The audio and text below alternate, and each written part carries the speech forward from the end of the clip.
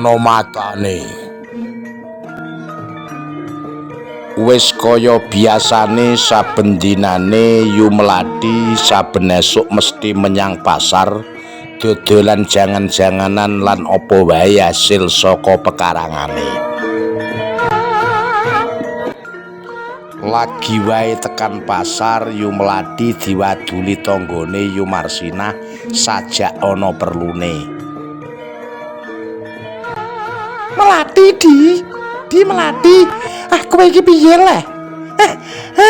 Kok enak-enak ning pasar ora undang muleh piye to gegerno wong lho. Melati, muleh undang muleh. Lho Yu. Emangnya napa? Wong lagi tekan pasar mbok kon muleh kok napa to Yu? Ana apa kok nganti ngaget-ngageti wong to Yu? Jawabe Melati rada kaget. Piye to? Tanggomu kabeh anake padha kesawanen, jarene bojomu iki ngon-ngon ula.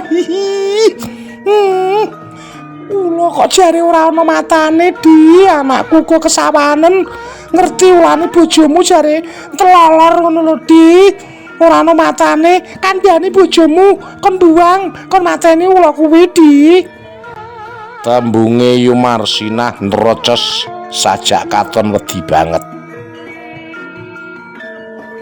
Yu Melati bareng diwaduli mengkono terus wae mulih gati-gati arep tekon karo bojone kepiye nggenahe.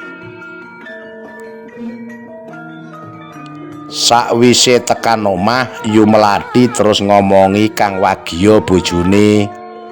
Kang, kowe aja gawe gara-gara to, Kang. Tanggamu do kesawanen jare kowe ingon-ingon ula.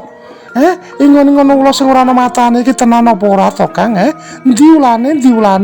Aja gawe getape atiku lho, Kang. Aku nang pasar iki mau diwaduli karo Yu Marsinah. Ulane ndi? Ndang pateni, Kang. Ndi ulane? Yu Melati ngamuk tekon karo bojone. Mbokne, awang teko-teko kok malah ngamuk piye to? Disarehke, asun dhisik lungguh karo ngombe banyu putih lho. Penake piye? Ana apa? Nggawe kagete wong lanang to kowe iki? Jawabe Kang Wagya rada bingung. Aku iki dikandhani karo Yu Marsinah, jare anake kesawanen gara-gara weruh ulamu sing ora ana matane tenan apa ora. Aku kok gumun. Ndek kapan kowe iki ngono-ngono ula, Kang? Ngaku wae. Yu Melati ndesek bojone kon ngakoni.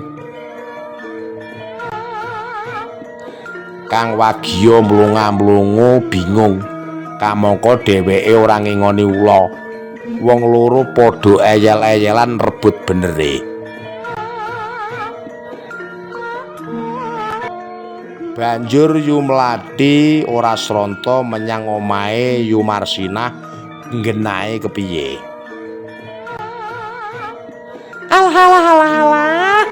Tiwas kebeneran Di, aku ora sida menyang omahmu.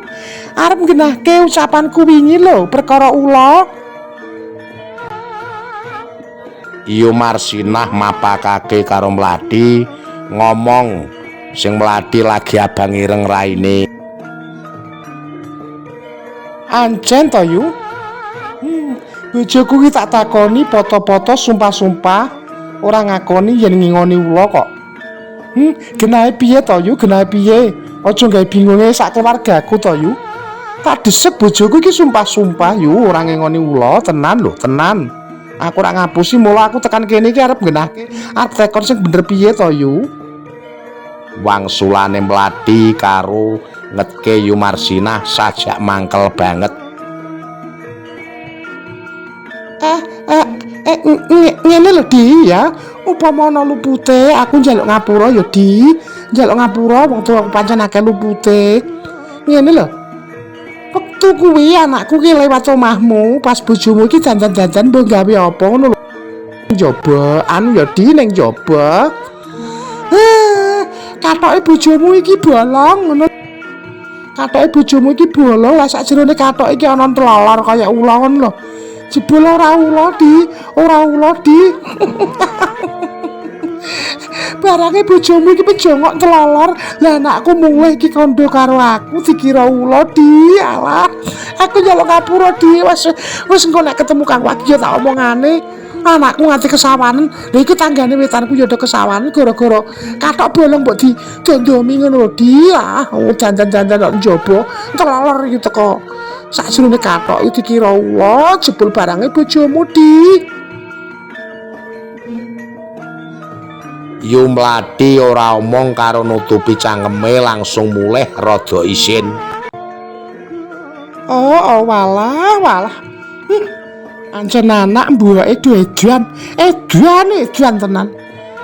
Tekan omah Wagya tak ajar lho katok bolong ya. Dandan-dandan kena njaba. Isi-isine wong ya Wagya.